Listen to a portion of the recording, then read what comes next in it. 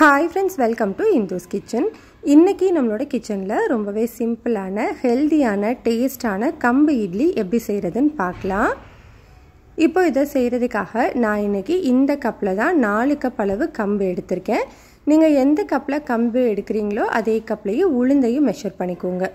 4 cup கம்பு, 1 cup உளுந்து, 1/2 teaspoon வெந்தயம் இதெல்லாமே நல்லா கழுவிட்டு ஒரு 5 மணி நேரம் ஊற வச்சு எடுத்து வச்சிருக்கேன். இது அப்படியே மிக்ஸி ஜார்ல மாத்திக்கலாம். நீங்க மிக்ஸிலயே அரைச்சுக்கலாம் இல்லனா கிரைண்டர்ல கூட அரைச்சுக்கலாம்.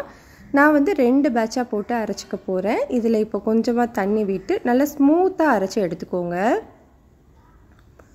இப்போ நான் 2 பேட்சுமே அரைச்சு எடுத்துட்டேன். அரைக்கும்போது இதுக்கு தேவையான அளவு உப்பு 3/4 டேபிள்ஸ்பூன் கல்லுப்பு சேர்த்து கரைச்சு எடுத்துட்டு வந்துட்டேன். இப்போ உங்களோட கை வச்சு நல்லா ஒரு 5 நிமிஷத்துக்கு கரைச்சு விட்டுக்கோங்க. இந்த மாதிரி கரைக்கும் போது தான் மாவு வந்து நல்லா புளிக்கும், இட்லி வந்து நல்லா சாஃப்டா கிடைக்கும். நல்லா கரைச்சு விட்டதுக்கு அப்புறமா இதை ஒரு மூடி போட்டு ஒரு 8 மணி நேரத்துக்கு புளிக்க வச்சுக்கோங்க. இப்போ கிட்டத்தட்ட 8 மணி நேரம் ஆயிடுச்சு. பாருங்க மாவு வந்து நல்லாவே புளிச்சு வந்திருக்கு பாருங்க. ரொம்ப அழுத்தம் கொடுக்காம லைட்டா ஜென்டிலா மிக்ஸ் பண்ணி விட்டுக்கோங்க. ரொம்ப அழுத்தி மிக்ஸ் பண்ணோம் அப்படின்னா அதோட ஃப்ளஃபினஸ் எல்லாமே போயிடும். அப்புறம் இட்லி வந்து ஹார்ட் ஆயிடும். இப்போ நம்ம இட்லி ஊற்ற ஆரம்பிக்கலாம். இட்லி ஊற்றுறதுக்கு நான் இன்னைக்கு இட்லி தட்டில் எண்ணெய் தடவி வச்சுருக்கேன். நீங்கள் துணி போட்டு கூட ஊற்றிக்கலாம்.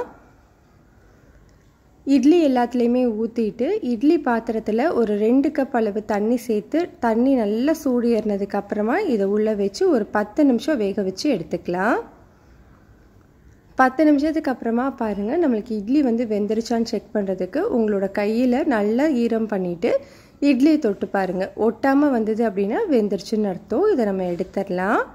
அவ்வளோதான், நம்மளுக்கு ரொம்பவே சாஃப்டான ஹெல்தியான டேஸ்டான கம்பு இட்லி ரெடி ஆயிடுச்சு. ட்ரை பண்ணி பாருங்கள். பிடிச்சிருந்தா லைக் பண்ணிக்கோங்க.